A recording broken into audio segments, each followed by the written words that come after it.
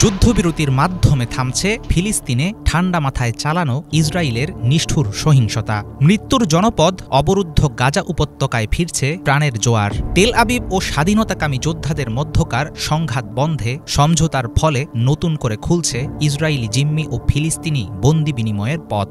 উভয় পক্ষের অনড় অবস্থানের কারণে দফায় দফায় শান্তি আলোচনা ব্যর্থ হলেও কি কি শর্তে বাস্তবায়িত হচ্ছে এবারের যুদ্ধবিরতি চুক্তি? 3 ধাপে প্রস্তাবিত সিজ ফায়ারের প্রথম পর্যায়ের সময়সীমা হবে 6 সপ্তাহ। কি ঘটবে এরপর? সদলবলে গাজা ছেড়ে সরে যেতে সম্মত হবে ইসরায়েলের সামরিক বাহিনী? নেতানিয়াহু কি শেষ পর্যন্ত মানবেন এবারের চুক্তি? স্থায়ী সমাধান হিসাবে শেষ পর্যন্ত কি উঠবে স্বাধীন ফিলিস্তিনের কথা?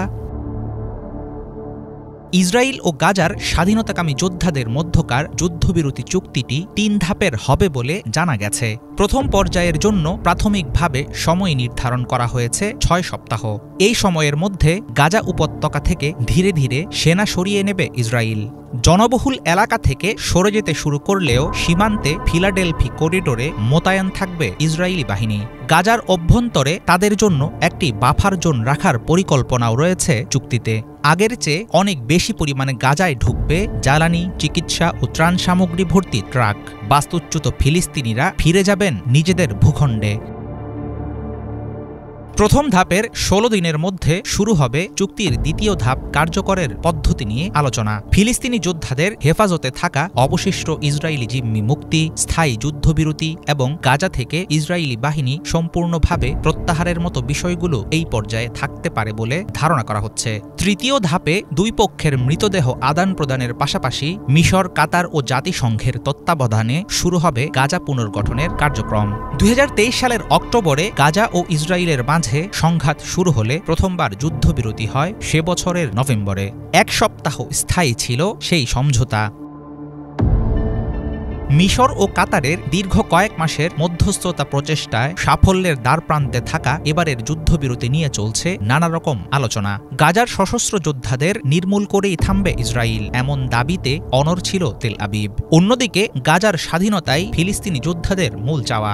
মধ্যস্থতাকারী কর্তৃপক্ষের বিভিন্ন সূত্রের বরাতে খসড়া চুক্তির উপর ভিত্তি করে রয়টার্স, বিবিসি সহ প্রভাবশালী গণমাধ্যমগুলো জানায়, লক্ষ্য পূরণ না হলেও সংঘাতে যুক্ত 2 পক্ষই মানছে এবারে যুদ্ধবিরতি। প্রধান বিতর্কিত বিষয়ের বেশিরভাগের সমাধান চলমান সমঝোতায় করা হয়েছে বলে মনে করা হচ্ছে।